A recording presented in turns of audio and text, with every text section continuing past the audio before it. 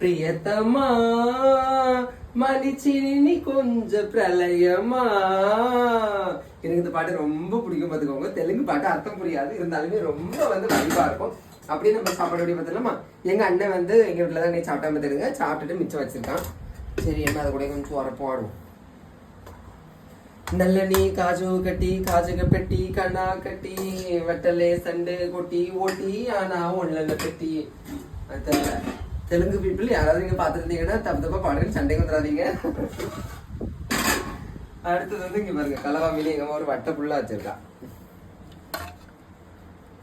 அதுல இன்னொரு பாட்டை உண்டு, என்ன பாட்டு தெரியுமா?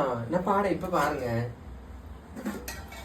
யமஹோ நீ யமோ யமோ யம்மோ அடமோ பிந்து ஐயா தெரியல, ஆனா அழகா இருக்கும். அந்த படத்தை புரியாட்டாலாம் பத்தி அடுத்து எப்படியாவது பார்க்கணும் தெரியுங்க.